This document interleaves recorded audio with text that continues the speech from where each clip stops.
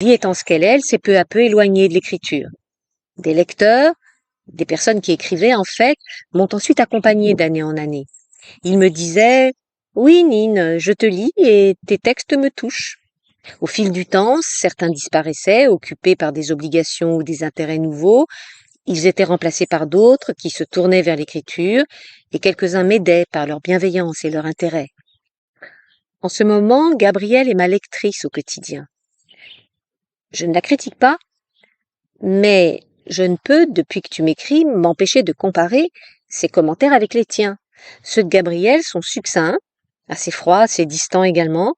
Elle ne peut s'exprimer autrement, elle m'impressionne par sa capacité, de façon générale et quel que soit le sujet abordé, à résumer, raccourcir et resserrer ses propos.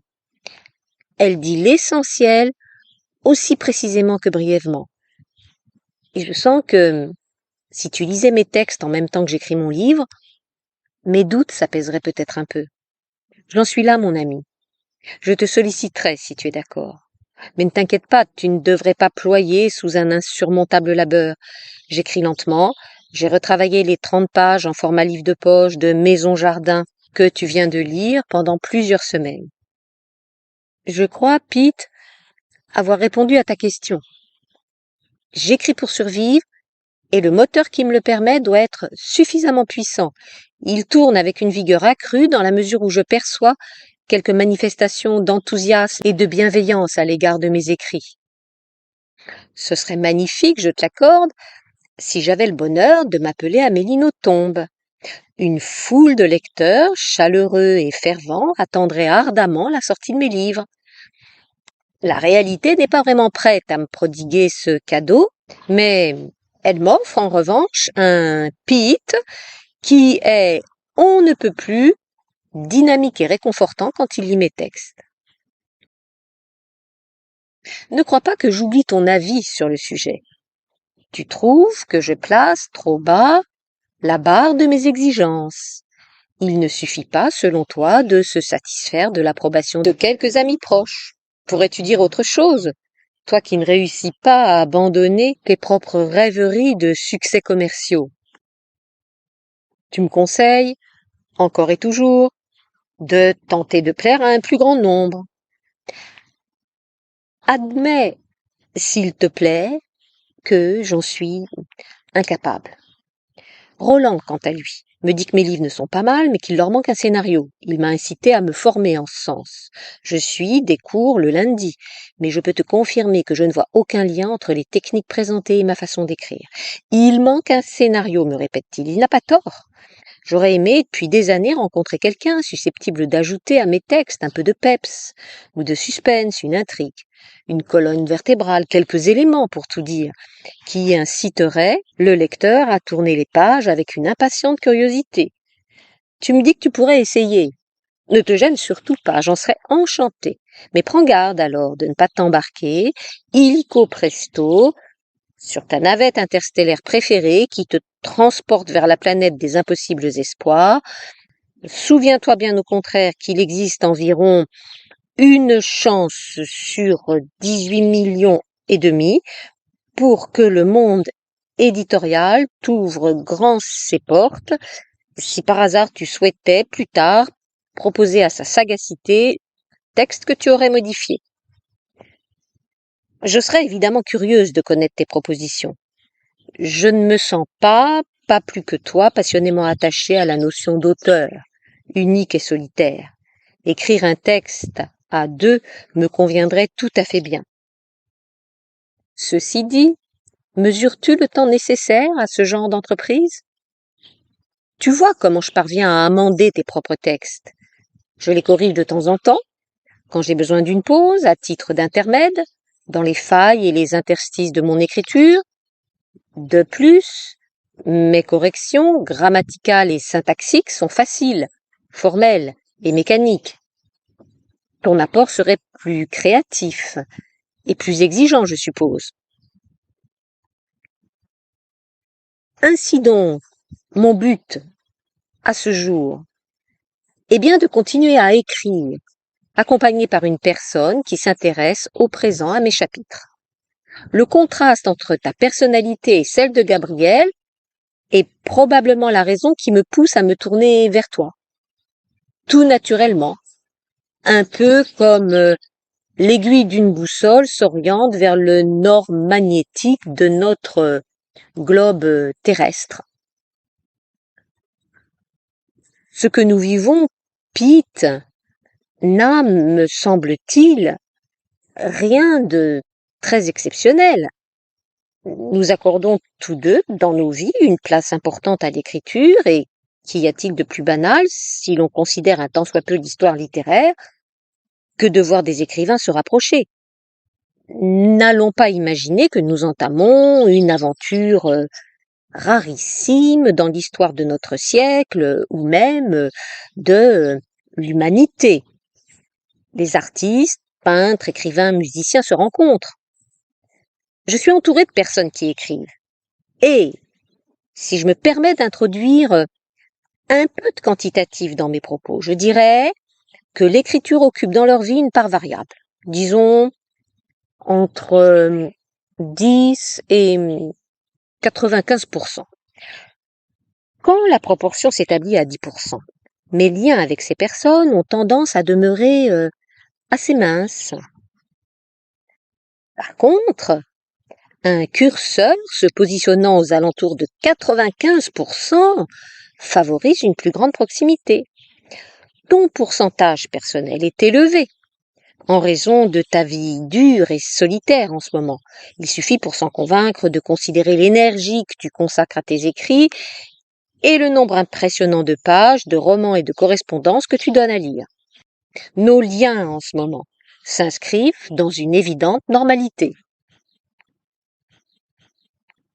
J'ai bien senti que les développements de maison-jardin ne t'ennuyaient pas, et même que tu me lisais avec une perceptible gourmandise. Je vais poursuivre maintenant plus facilement le 3e chapitre. Dis-moi si tu comprends ma façon d'avancer mes pions, chaque jour, concrètement et pas à pas. En ce cas, je t'enverrai le chapitre qui suit, intitulé L'oscillation du pendule. Quant à donner un peu de nerf à mes écrits, j'accepte évidemment 1000 fois que tu tentes l'aventure. Je vais te raconter en 2 mots l'allure de la journée qui m'attend. Figure-toi que j'ai connu un ami à HEC il y a bientôt 40 ans. Il s'appelle Franck Lastré. Nos vies s'étaient depuis longtemps séparées et j'ai récemment découvert qu'il a auto-édité 2 romans.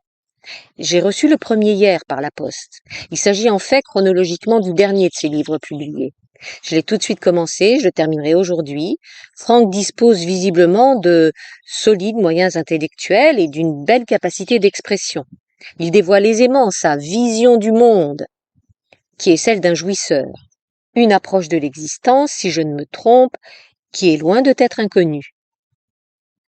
Son milieu social est pourvu des dorures caractéristiques de la moyenne, voire haute bourgeoisie, et je le suppose, en fonction de mes souvenirs et de la lecture de son livre, habité par une sympathique joie de vivre. Son roman me passionne, puisque je l'ai connu quand il avait 20 ans. Je recevrai peut-être aujourd'hui son autre livre, inspiré de l'histoire des femmes de sa vie. Je serai de même, à coup sûr, très intéressée par sa lecture. Dans ces conditions, 1 ou 2 journées de bricolage seront très probablement neutralisées. Il est possible que je lui adresse ensuite quelques mots sur mes réactions de lectrice. Je lui dirai également, comme en passant, que j'ai aussi, de mon côté, écrit quelques livres. Je ne sais pas comment il réagira. L'avenir le dira. Aujourd'hui donc, lecture des derniers chapitres du livre de Franck, et puis un peu de bricolage, si toutefois je ne reçois pas dans la journée son autre livre. Je reste à la maison en ce moment, car Simon a une semaine de vacances, et nous consacrons 2 heures par jour à l'informatique. Je le trouve très méritant. Je l'aide, moralement pour l'essentiel. La matière est ennuyeuse, mais assez facile, tout compte fait. Il s'agit de savoir construire un discours verbeux et filandreux sur les systèmes de gestion numérique. Je ne me précipite donc pas ces derniers temps au bon pêcheur, La petite porcelaine fragile que je suis ne saurait à la fois courir au centre de Paris, discuter avec les amis et revenir ensuite pour aborder ce plat et monotone rivage des révisions informatiques. Il me reste à écrire une lettre à Gabriel, à appeler maman et à envoyer un message à Léna. Elle écrit dans Textes en couleur que tu as dû recevoir. Je crois aussi t'avoir envoyé son livre où elle raconte son enfance. Sa vie est une perpétuelle souffrance. J'essaie de l'aider. Je devrais réussir à bricoler un peu, afin de saisir quelques bulles de joie, comme j'attraperais légèrement de délicats papillons blancs dans une futaie printanière. Bientôt, tu seras peut-être un autre de mes lecteurs au fil de l'eau, mais je ne voudrais surtout pas devenir encombrante. Nous marcherons pas à pas sur ce nouveau chemin, la seule façon à dire vrai de découvrir le paysage qui alors s'offrira à nous. Bonne journée, mon ami, en compagnie de Marie.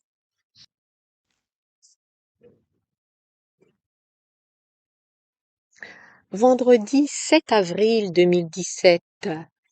Un jour est passé depuis le dernier mail mentionné. Bonjour Gabriel. Tu me demandes mon avis sur le livre de Franck Lastré. Il m'a passionné. C'est un vrai roman bien structuré que j'ai senti écrit par quelqu'un qui aime le cinéma. L'histoire est rythmée, comme un scénario qui se respecte, par une série de rebondissements. Franck a mon âge. Il a publié 2 livres et je crains à dire vrai que le premier ne soit qu'une version initiale de celui-ci. En ce cas, je serais un peu déçue car j'aurais alors tendance à penser que le mode d'expression ou de création de Franck Lastré, si toutefois il en a choisi un, n'est pas l'écriture. Il a peut-être écrit ce livre-ci que je suppose être le fruit d'un gros travail pendant une vingtaine d'années. S'il l'a écrit rapidement, je le crois dans ces conditions réellement doué. J'attends son autre livre, mais quel que soit son contenu, semblable ou non, il me semble qu'un ou bien 2 livres publiés en 40 ans ne saurait être le signe chez lui d'une passion dévorante pour l'écriture. Peut-être voulait-il à l'origine faire un film et en raison de difficultés de mise en œuvre, il s'est alors éventuellement tourné vers le roman. Par ailleurs, mon ami, l'expérience consistant à lire la prose d'une personne à qui l'on a attribué dans le passé de superbes qualités, sous prétexte que l'on éprouvait pour elle de romantiques sentiments, revient à utiliser une redoutable machine à détruire les illusions. Je n'ai pu m'empêcher en lisant Franck Lastré de tenter d'imaginer sa personnalité.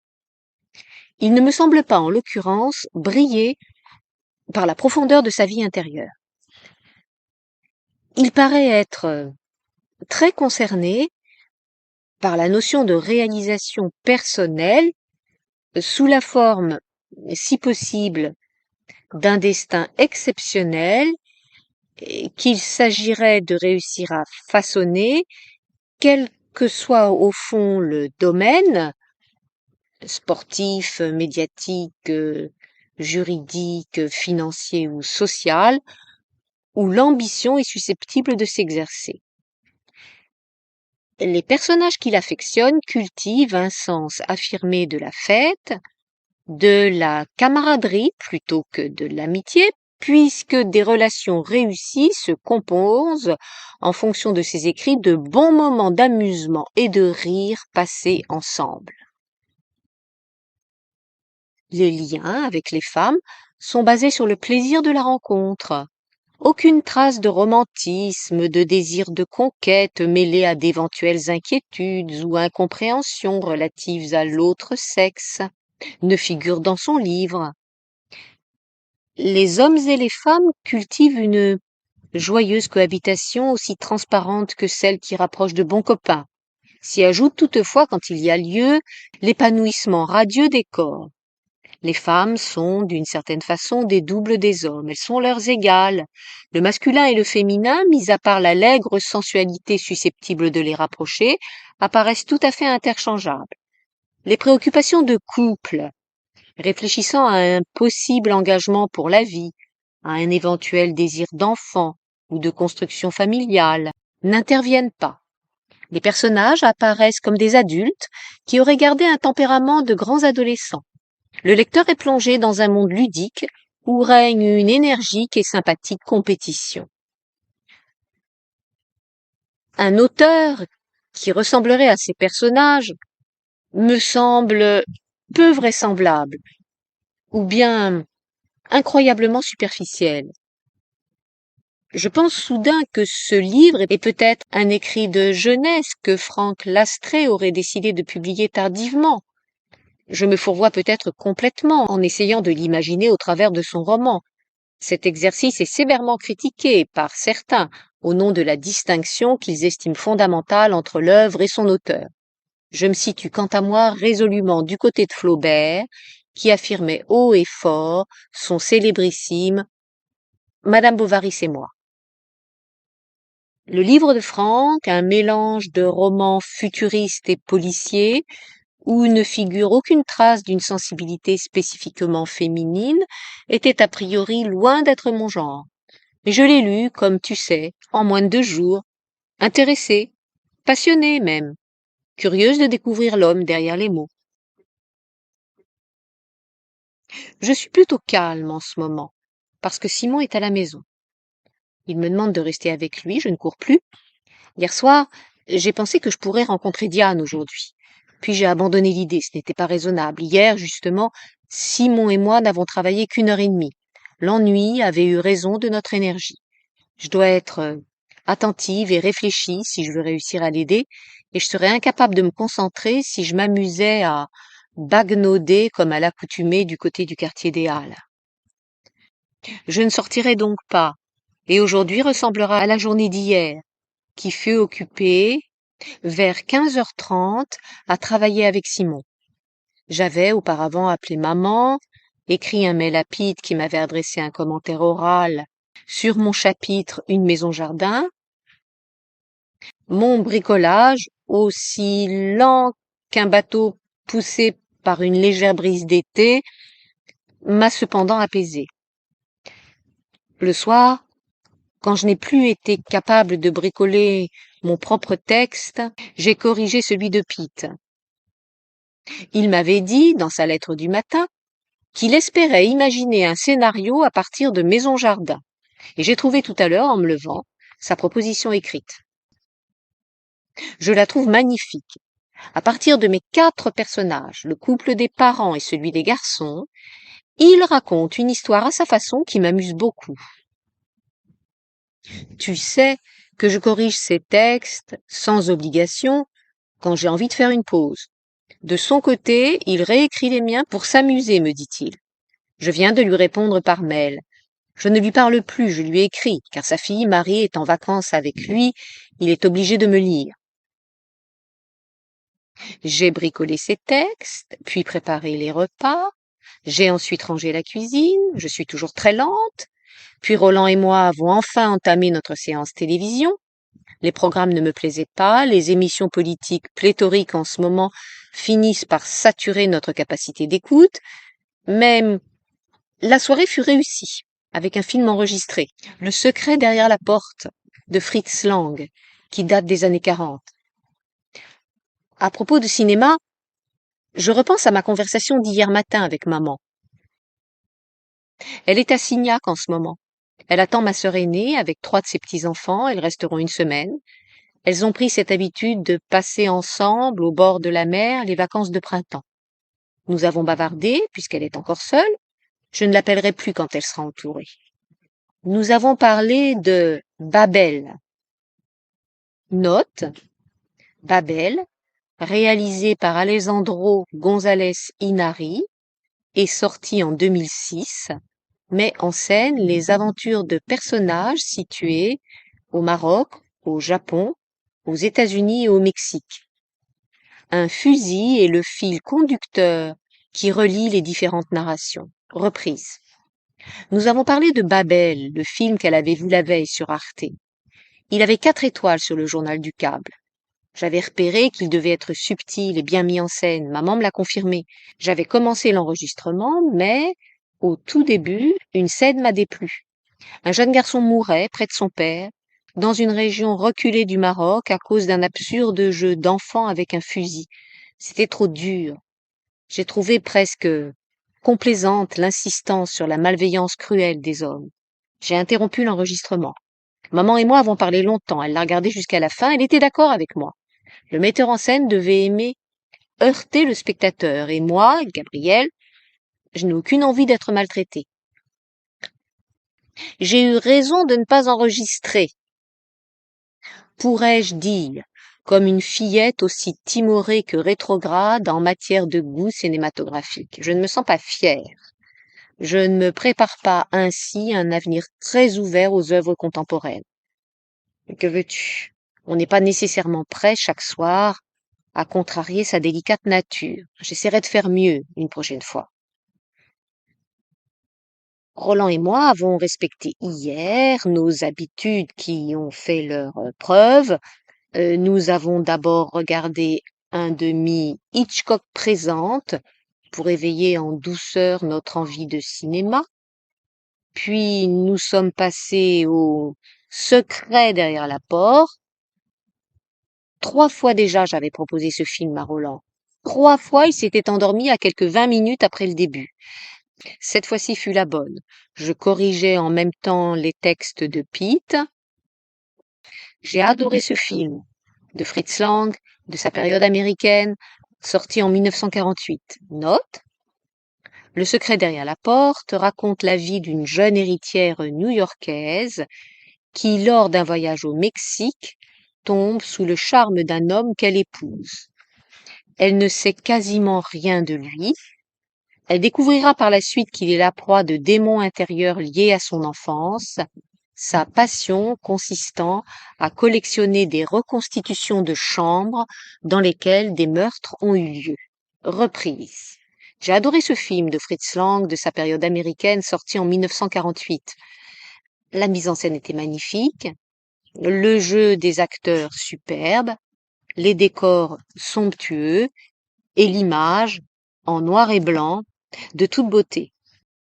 Le scénario était intéressant, mais j'ai trouvé l'intrigue, d'ordre psychanalytique, vraiment simpliste. Certains films d'Hitchcock traitent, comme celui-ci, de traumatismes psychologiques résolus comme par magie dès lors qu'est dévoilée la blessure d'origine auparavant enfouie dans l'inconscient du personnage. Ce n'est pas si grave. Il suffit d'admettre que le film a vieilli sur ce point bien particulier du traitement des maladies psychiques. On ne peut évidemment croire à l'heure actuelle à ce genre d'approche quasi mécaniste de la guérison. Mais le film est appréciable pour ses autres qualités. J'étais contente d'avoir voyagé hier soir avec Roland dans un passé révolu au Mexique et à New York, dans de belles villas, en compagnie d'un couple dont l'amour était en danger. Je reste à la maison, je ferai une commande au shop, ce que je n'apprécie pas, mais je n'ai pas le choix. D'abord, j'appellerai maman, ce qui fait partie de ma vie et que j'apprécie. Belle journée, Gabriel.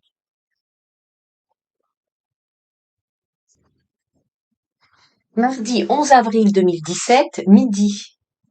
4 jours sont passés depuis le dernier mail mentionné. Je t'envoie mon amical bonjour, Gabriel, à toi, ainsi qu'à ta famille, de voyageurs aguerris qui franchissaient montagnes et vallées, qui partaient en expédition dès que se profile à l'horizon quelques jours de congé ou un week-end, dont le futur emploi du temps n'est pas encore occupé par de multiples activités habilement organisées. Vous allez, vous venez, je ne sais où exactement, en Normandie, vers les réjouissances du parc Astérix, ou dans le sud de la France, pour rendre visite à ton père, qui vit à Sanary, sous un ciel plus clément que celui de l'Île-de-France. Il habite loin, Ce n'est pas facile pour vous d'aller le voir. Roland et moi avons de la chance. Nos deux mères vivent à proximité. Tu entraînes, dès que tu le peux, René, Gwendoline et William vers de nouvelles escapades. C'est ainsi que tu aimes la vie. Contrairement à toi, je passe mes journées sur mon canapé et je suis ébahie par le nombre de tes occupations, contraintes ou choisies que tu ne cesses d'entreprendre. Ma vie est statique comparée à la tienne, ce qui ne m'empêche pas d'être débordée. J'espère que tu excuseras le style de ma lettre. Tu lui trouveras certainement une allure quasiment télégraphique. Hier, je suis restée à la maison. J'ai bricolé pendant 2 heures. J'ai avancé, mais les doutes ont, encore une fois, mené leur ronde épuisante. Le 3e chapitre comprendra 40 ou 50 pages, alors que le premier, Maison-Jardin, qui était déjà long, en comptait une trentaine. Je ne sais pas quand tu pourras le lire. Roland est arrivé le soir dans un état catastrophique d'énervement. J'évoquerai, en leur temps et de leur contexte, les 2 principaux sommets de sa rude colère. Tu comprendras. Le point qui a culminé en ce paysage tourmenté fut l'ordinateur qui est tombé en panne. Ce genre de contrariété arrive, ne crois-tu pas, de temps à autre dans une maison. Mais sache, Gabriel, que j'étais, aux yeux de Roland, l'unique responsable de cet intolérable désagrément. La 2e éminence qui a dominé le paysage hier soir fut la télévision, qui demeura, elle aussi, silencieuse, en dépit de nos sollicitations. Une histoire de télécommande était à l'origine de la panne. J'étais cette fois encore indiscutablement fautive. Je n'avais pourtant touché ni à l'ordinateur ni à la télécommande. Je vais te raconter dans l'ordre maintenant la série de nos mésaventures. Je n'avais pas remarqué tout d'abord à l'arrivée de Roland qu'il était en fait assez tard. Il devait donc attendre son dîner pendant un petit quart d'heure, ce qu'il ne fit pas, préférant se précipiter sur 3 tranches de jambon. Il m'annonça ensuite qu'il n'avait plus faim par naïveté et nonchalance, peut-être également. J'ai eu le malheur de le croire et n'ai pas complété son repas.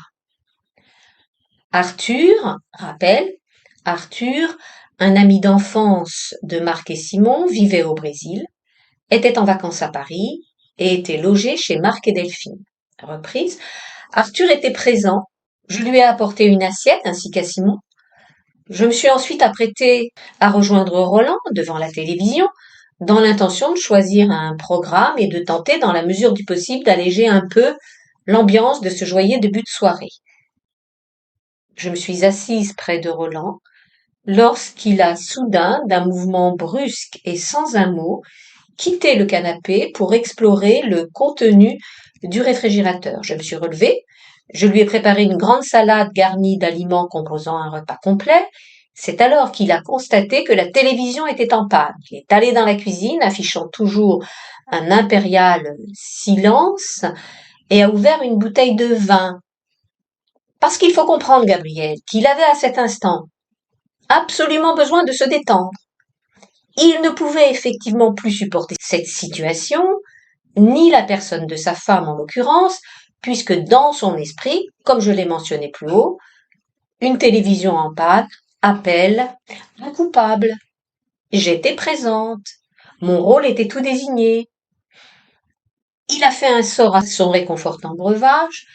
Il ne disait pas un mot pendant que je choisissais, discrètement, de même qu'une petite souris apeurée, un épisode de Hitchcock présente. La télécommande fonctionnait de nouveau.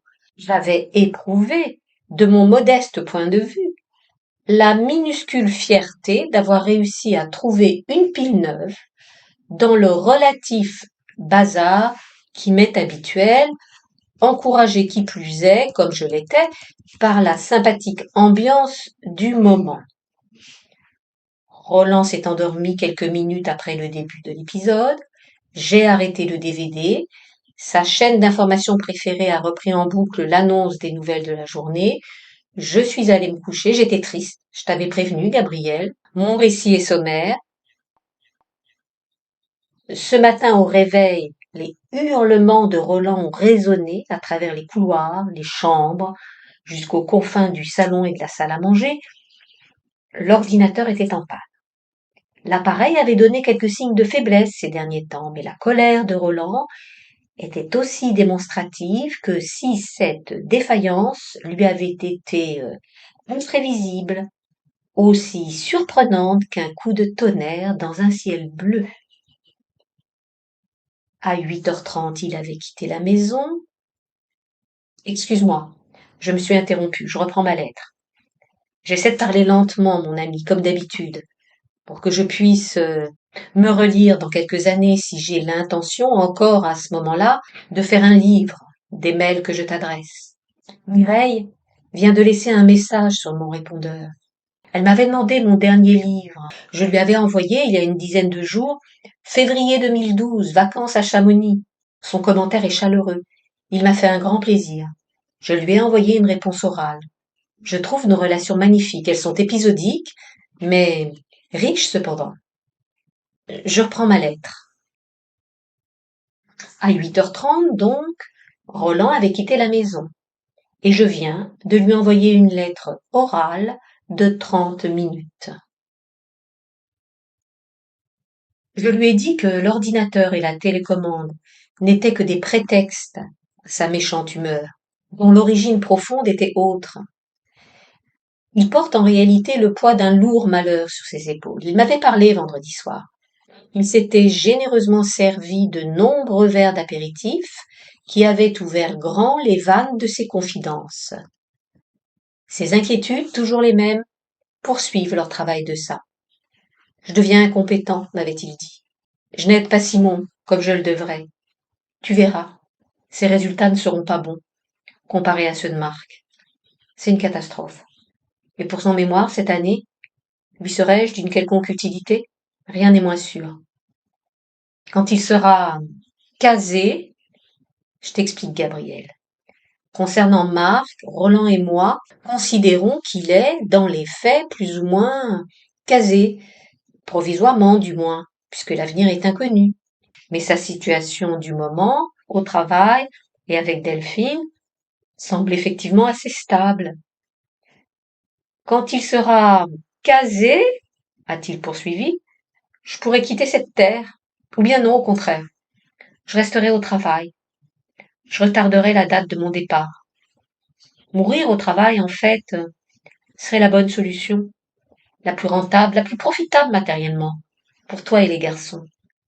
Je n'ignorais pas, Gabriel, ces lugubres idées, puisqu'il se laisse aller de temps à autre à les exprimer, lorsqu'il devient affable, sous l'effet de son adjuvant préféré. En ce cas, je lui dis que je le connais, que j'accepte son désespoir, que je n'ai pas d'autre choix, mais que, de mon côté, j'agis exactement comme si de rien n'était, pour l'entraîner vers la vie, autant que je le peux. Je réussirai, Gabriel, ou bien j'échouerai, mais je n'ai aucun doute sur le chemin à suivre. Ce matin, je lui ai rappelé ma détermination. Tu es malheureux, lui ai-je dit. Tu as peur de ne pas réussir à aider Simon, mais surtout, tu ne désires pas rester sur cette terre. Tu n'as pas envie de t'embarquer sur le courant de la vie. En ce moment, le supplément d'inquiétude, la goutte d'eau qui emplit le vase jusqu'à ras-bord, est la présence d'Arthur à la maison, qui te rend malade. Simon l'accueille le soir, parce qu'il est, comme à son habitude, le plus obligeant des jeunes gens. Il rend service à son frère. Il invite Arthur le soir pour soulager Marc et Delphine. Arthur habite chez eux depuis des semaines.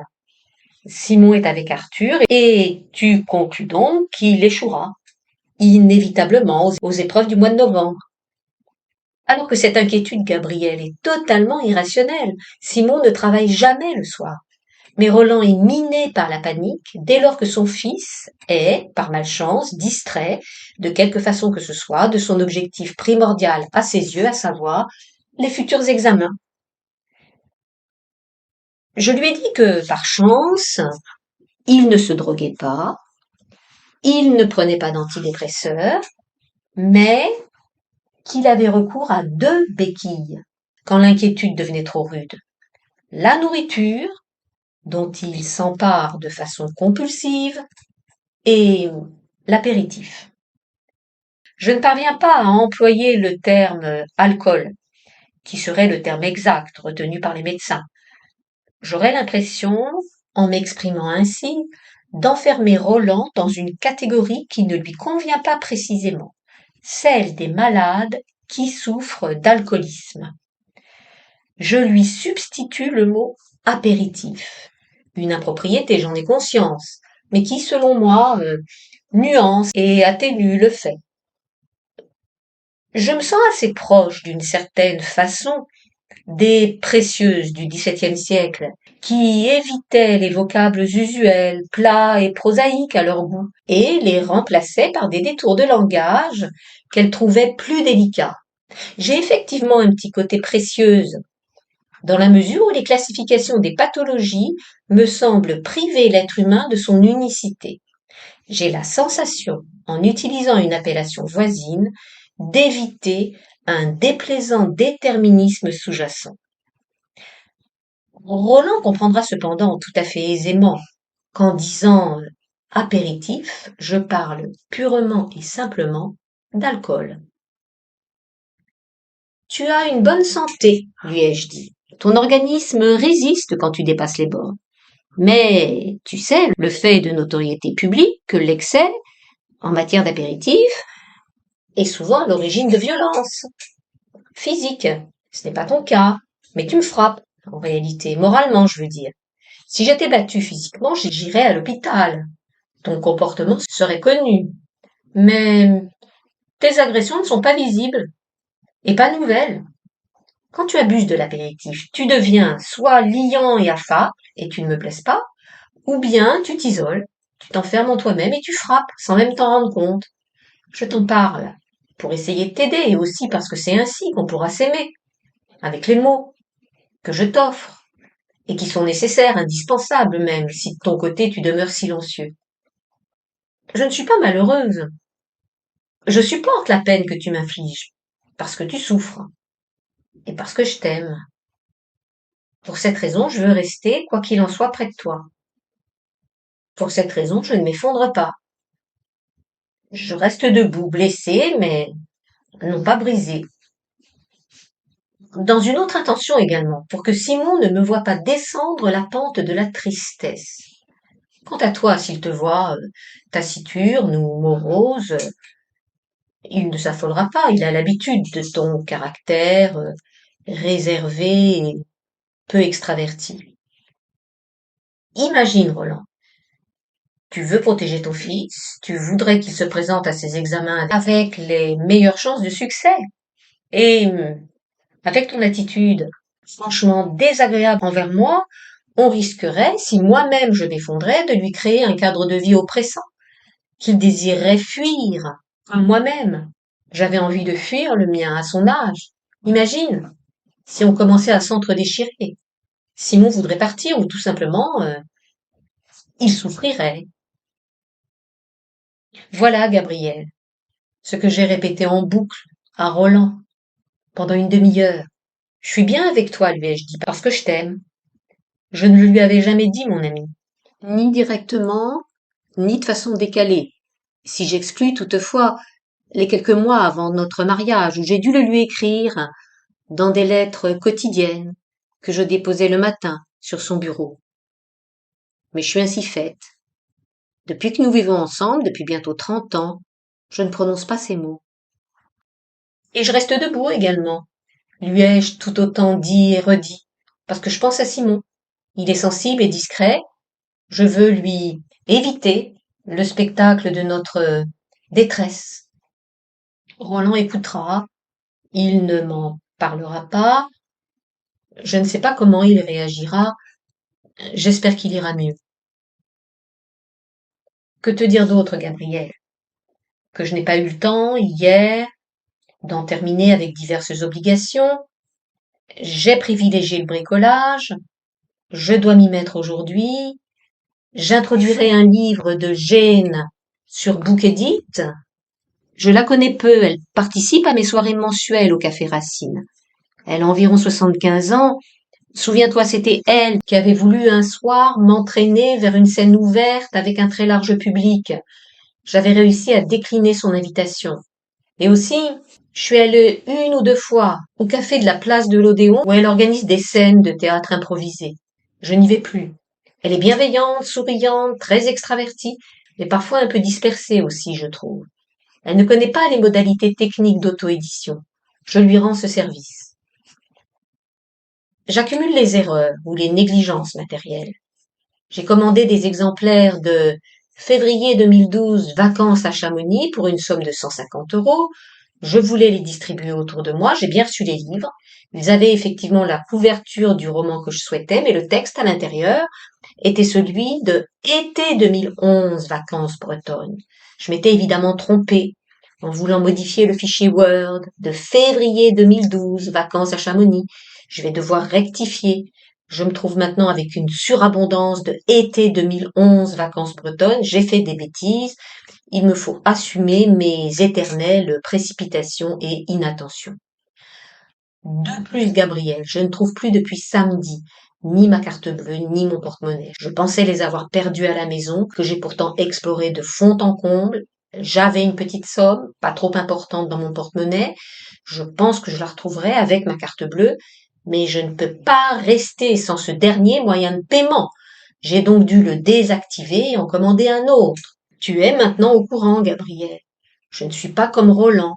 Je ne transforme pas cette contrariété en une exceptionnelle tragédie, dont il n'a pas connaissance, cela va sans dire. Et le lave-linge donne des signes de faiblesse. Ce matin fut donc une sympathique valse entre la recherche de mon porte-monnaie, les livres problématiques reçus de Bookedit et maintenant le lave-linge. Je vais de ce pas traiter les affaires qui ne sauraient tarder davantage, Bookedit pour Gênes et une nouvelle commande des livres qui me manquent. Puis, j'écouterai les messages de Pete. Ils sont oraux ce matin. Je lui répondrai ensuite. Ce ne sera pas long. Je dois écouter des cours d'informatique sur Internet. J'y suis moralement obligée. Je ne les écoute pas pour plaire à Roland, mais pour évaluer si certaines informations pourraient être utiles à Simon. Et j'abandonnerai quoi qu'en pense Roland si je n'y vois pas d'intérêt. J'en ai fini, mon ami, avec mon programme pour les heures à venir, dont le rythme s'annonce plutôt sportif. Je t'embrasse.